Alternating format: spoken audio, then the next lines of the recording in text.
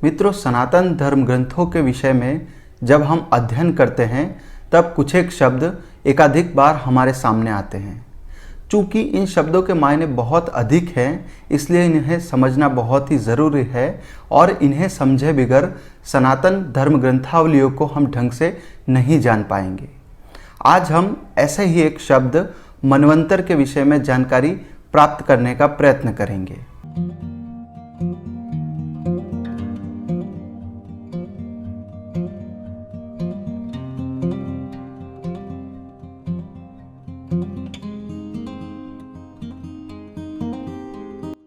मित्रों, आप युगों का चक्र समझना चाहें, मनुओं के विषय में जानना चाहें या जानना चाहें सप्त ऋषियों के विषय में, ऐसे कई विषयों के मूल मनवंतर से जुड़ते हैं।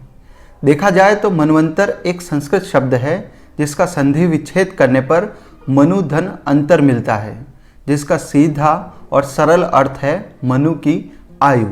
अब यहाँ पहला प्रश्न है मनु कौन है और दूसरा प्रश्न है मनु की आयु कितनी होती है।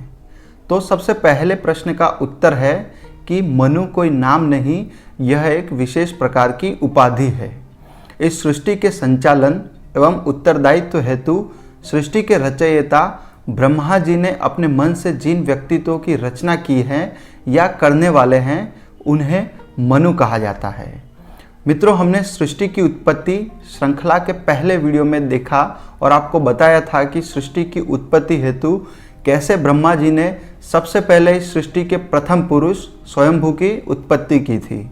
सनातन धर्म ग्रंथों के अनुसार स्वयंभू ही प्रथम मनु थे, इसलिए हम उन्हें स्वयंभू मनु के नाम से जानते हैं। अब चूंकि वे प्रथम मनु थे और ब्रह्मा जी ने उन्हें सृष्टि के क्रम को आगे बढ़ाने का उत्तरदायित्व सौंपा था, इसलिए फिर उन्होंने शतरूपा से विवाह किया और सृष्टि का क्रम आगे बढ़ाया। आप यदि चाहें तो सृष्टि की उत्पत्ति श्रृंखला के तमाम वीडियोस हमारे चैनल से प्राप्त कर सकते हैं।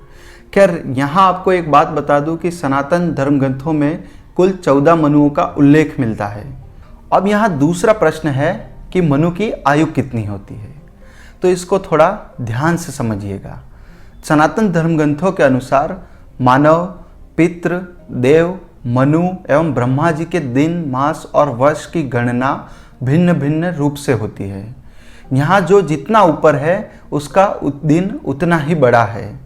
यहाँ सबसे नीचे मानव है और सबसे ऊपर ब्रह्मा जी हैं। जैसे मनुष्य का एक मास पितरों का एक दिन रात है, मनुष्य का एक वर्ष देवों का एक दिन रात है, मनुष्य के 360 वर्ष देवों का एक वर्ष है, जिसे दिव्य वर्ष भी कहा जाता है। मनुष्य के 4,32,000 वर्ष देवों के 1200 दिव्य वर्ष हैं, अर्थात एक कलयुग है। मनुष्य के 60,64,000 वर्ष देवों के 2400 दिव्य वर्ष हैं, अर्थात एक द्वापर युग है। मनुष्य के 12,96,000 वर्ष देवों के 3600 दिव्य वर्ष, अर्थात एक त्रेता युग है। मनुष्य के 17,18,000 वर्ष देवों के 4800 दिव्य वर्ष, अर्थात एक सतयुग है। अब इन सब का कुल योग यानी मानव के 43,20,000 वर्ष देवों के 12,000 दिव्य वर्ष हैं, अर्थात एक चतुर्युग अथवा एक महायुग। अब ऐसे 71 महायुगों को मिलाएं तो एक मनवंतर बनता है। यही मनवंतर एक मनु की कुल आयु है, यानी 71 महायुग अर्थात एक मनवंतर या एक मनु की आयु। अब ये तो बात हुई एक मनवंतर की या कहें तो एक मनु की आयु की, लेकिन हिंदू धर्म ग्रंथों में कुल 14 मनुओं का उल्लेख मिलता है, अर्थात 71 महायुगों का गुणन जब हम 14 मनवंतरों से करेंगे तब परिणाम आएगा 994 महायुग। और प्रत्येक मनवंतर के समाप्त होने के बाद कुछ समय दूसरे मनवंतर की शुरुआत में लगता है। ये जो समय है इसे संधिकाल कहा जाता है।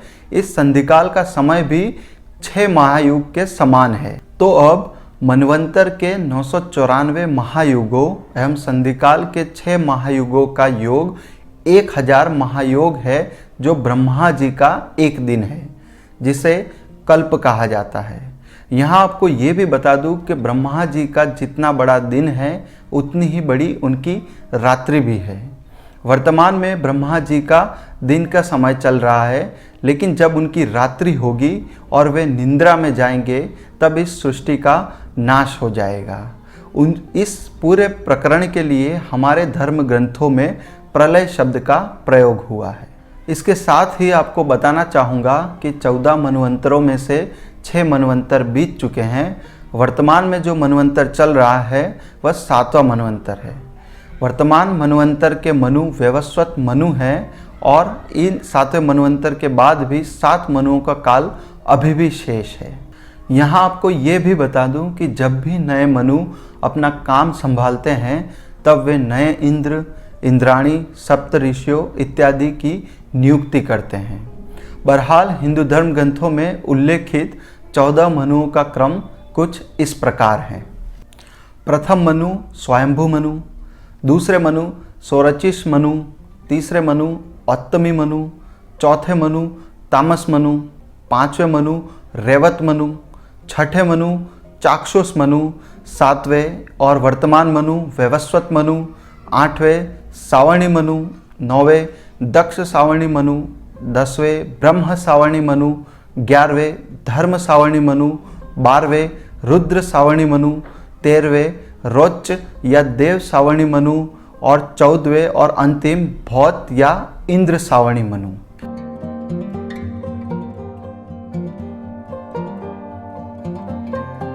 मित्रों, इस वीडियो के माध्यम से बताई गई जानकारी आपको कैसी लगी अवश्य बताइएगा।